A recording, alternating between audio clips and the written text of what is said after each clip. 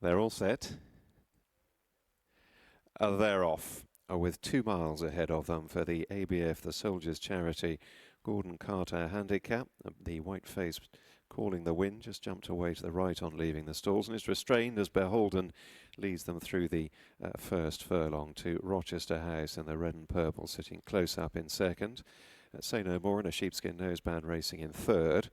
And then Dal Horriscall, the bronze jacket, racing just a little in advance of Calling the Wind. They complete a quarter of a mile and slide under the judge with a circuit ahead of them. And Beholden leads into the turn from Rochester House. Say No More within a length and a half of the lead. And then Dal Horriscall and Calling the Wind climbing at this point. And Beholden leading his 4 rivals as they move steadily towards the end of the first half mile.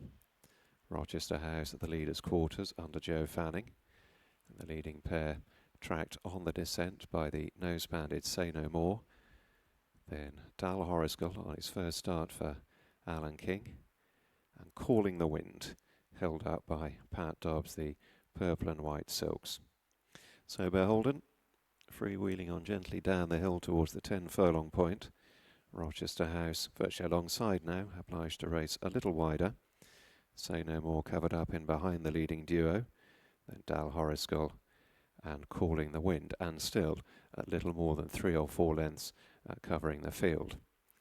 And they steadily move towards the halfway point of this ABF, the Soldiers Charity Gordon Carter.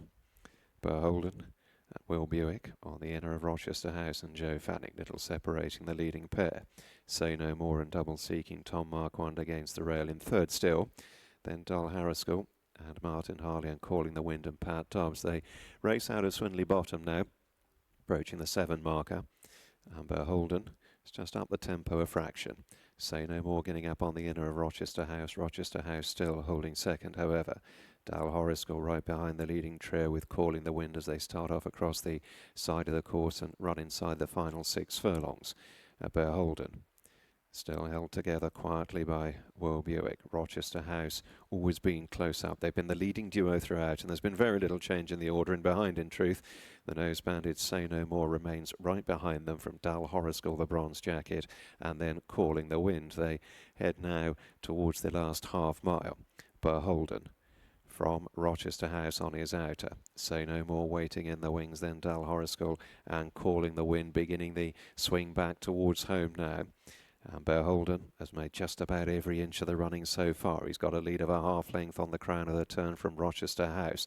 Say No More being squeezed into the bridle in third. Dal Horriscall bronze jacket being smuggled into it, and then Calling the Wind racing off the last part of the bend, heading towards the final 2.5 furlongs. Now Beholden is shaken up. Rochester House comes alongside, noses ahead. Rochester House the first to commit down the straight, quickening up in soft ground, approaching the 2, dashes a couple of lengths clear. Beholden backs out of it very sharply. Calling the Wind with a white face running on under pressure. Say No More on the far side. Dal Horriscall bronze jacket keeping on in behind. Rochester House with first run on his rivals passes the furlong from Calling the Wind. Then Say No More, Dal Horriscall. Beholden has dropped right out tamely, and it's Rochester House grinding away in front from Calling the Wind. Rochester House a couple of lengths clear, driven out by Fanning to make sure Rochester House stays on well to win. From Calling the Wind, Dal Horriscall just third, then Say No More, and a long break to Beholden.